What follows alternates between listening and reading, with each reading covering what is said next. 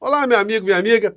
Pessoas como você e eu podemos estar testemunhando um processo de transformações e rupturas na história da humanidade, como nenhum analista poderia prever que acontecesse em tão pouco espaço de tempo.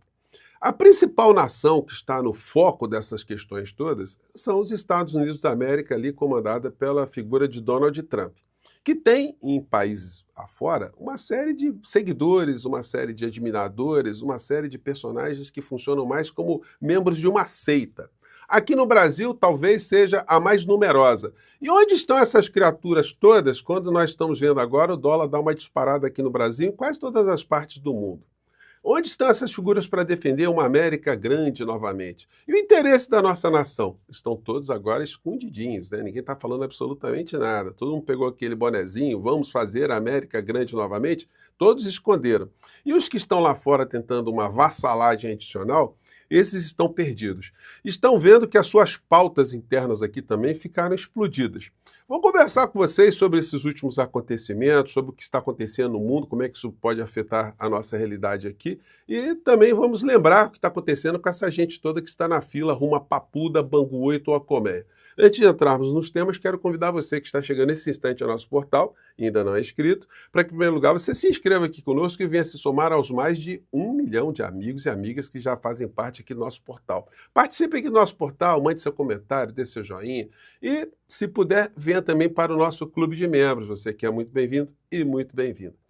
Gente, olha, não tem ninguém que tenha certezas nos dias de hoje do que poderá acontecer com o mundo, do ponto de vista econômico, dos interesses, da geopolítica, enfim, porque parece que o mundo está sendo tocado por um chefe de um trem fantasma, né? Que é a figura de Donald Trump. E o trem fantasma, apesar de ter um trilho, sempre vai deixando as pessoas assustadas. E se o trem pegar muito embalo, ele pode até sair dos trilhos. Isso deixa as pessoas que estão lá no final do trem fantasma com muito medo, né? Aqui no Brasil, essas pessoas todas que estavam e ainda estão acopladas a essa figura dos Estados Unidos, estão tentando aqui perverter a realidade, fazendo com que os criminosos de ontem possam ser anistiados um pouquinho mais à frente, mas todos eles estão escondendo o fato principal, que essa história toda de anistia é um grande engodo para livrar da cadeia o principal criminoso que a história do nosso país já produziu em todos os tempos. E eles estão aqui com um discurso que o Brasil teve anistia no passado, muitas pessoas foram anistiadas, e ficam repetindo uma série de mentiras. E uma das pessoas que é atingida por essa mentira é a ex-presidenta Dilma. A gente toda hora vê coisas como essa aqui. Ó. Vamos colocar aqui a verdade aqui para dar argumento para vocês, para rebater esses insanos quando você tiver alguma conversa de amigos ou de parentes. Né? Vamos ver o que essas criaturas falam. Vamos lá. Aeroporto do Galeão com desembarques transmitidos pela Rede Globo de presos políticos, Leonel Brizola, Márcio Moreira Alves, Miguel Arraes, aquele abraço transmitido do Betinho com o Enfio, todos eles voltaram ao Brasil, artistas. Essa gente toda, eles não deram nem um peteleco, nenhum mosquito. Eles foram banidos do nosso país, porque senão eles morreriam por conta dos seus pensamentos, as suas falas a favor da democracia, do Estado brasileiro, da nossa pátria. Então, comparar esses brasileiros que se colocaram à frente de tantas violências para defender a nossa pátria com esses vigaristas que quiseram destruir a democracia do nosso país é uma disfarçatez muito grande, né? Uma picaretagem, um mau caratismo muito grande. Mas a coisa avança por aí. Vamos lá. Ele perde completamente a noção da gravidade do que foram os crimes cometidos durante o regime militar por terroristas. Não é regime militar, ô meu chapa, é ditadura. Ditadura. Regime é quem está precisando perder peso, né? Se tem um sequestro, mas nós tivemos uma presidente da República anistiada, Dilma Rousseff. A Dilma Rousseff participou da VAR Palmares, a vanguarda armada revolucionária. Olha só, eu tenho que chamar o senhor Silvio Navarro de idiota. Ele é jornalista, mas é idiota. Porque ou é mal intencionado ou não teve o cuidado de checar algum tipo de informação, porque a presidenta Dilma Rousseff não foi anistiada. Ela foi presa aos 23 anos, foi torturada barbaramente, num local que outras pessoas foram assassinadas e foram desaparecidas, E ela cumpriu a pena dela integral, é que a pena dela foi reduzida, mas ela não foi beneficiada por anistia nenhuma. Inclusive, ela perdeu os direitos dela, políticos, durante 18 anos. A anistia não pegou a presidenta Dilma. Então, parem de fazer canalice com o sofrimento, com a história das pessoas. Isso aqui foi o julgamento da presidenta Dilma, com 23 anos, na auditoria militar. Tem essa foto aqui, como vocês podem observar, aqui no fundo.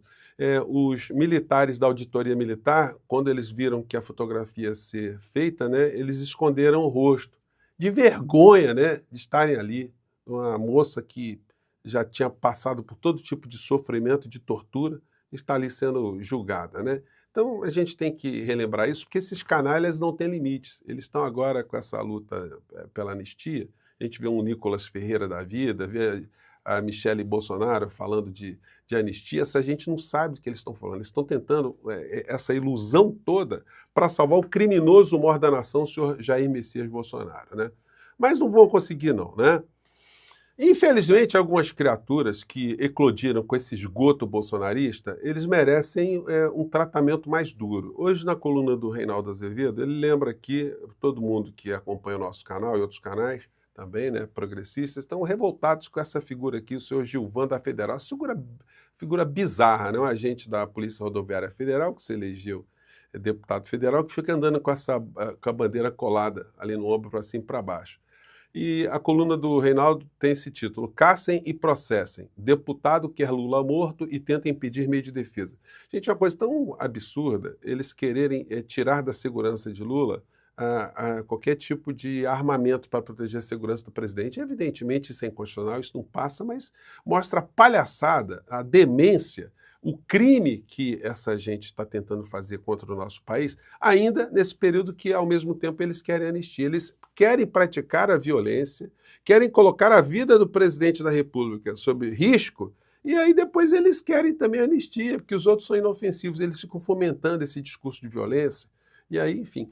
Mas isso tudo, gente, infelizmente vai ser difícil caçar um criminoso desse, porque se normalizou o discurso de violência e o discurso também da boçalidade dentro do Congresso Nacional. Isso permitiu que Bolsonaro, não tendo sido caçado, que ele chegasse até onde ele chegou.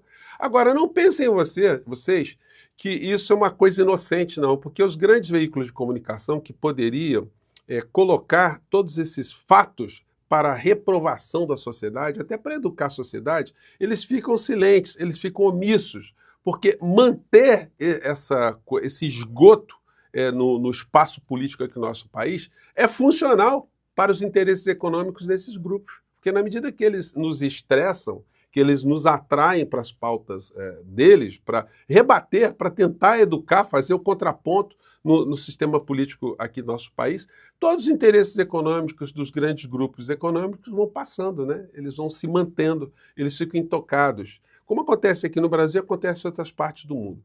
Então, vai ser difícil caçar esse criminoso, mas nada impede que o presidente da República mova uma ação contra ele por danos morais, porque esse tipo de ato que ele fez não está não previsto no Código Penal brasileiro, nos crimes contra a honra, que é o que ele fez ali. Ele pode ser processado, pode perder um dinheirinho. E, infelizmente, né, as indenizações no nosso país para esse tipo de crime são muito baixas. Está na hora de sofrermos uma reforma no nosso sistema jurídico aqui, nosso sistema legal, para possibilitar que criminosos como essa criatura aqui possam ser mais responsabilizadas, né?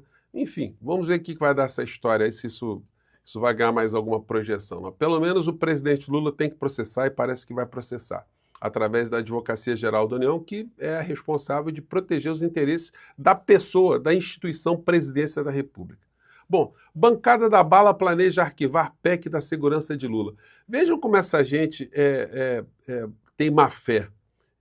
Os mesmos que ficam querendo que a segurança seja uma bandeira muito grande, eles querem dinamitar essa PEC da segurança, que praticamente cria uma espécie de sistema único, né? Um SUS da segurança, fazendo com que todas as polícias tenham informações, as polícias civis, todo o sistema de segurança tenha informação sobre determinada pessoa que cometeu um crime, que esteja sendo procurada, para tornar isso mais veloz, mais funcional, mais prático, ajudar com que o sistema de segurança funcione melhor. No entanto, essas criaturas do bolsonarismo, eles querem sabotar essa iniciativa, né? Enfim, eu acho que não vão conseguir não, mas isso vai mostrando o caráter imoral, insano, criminoso dessa gente toda.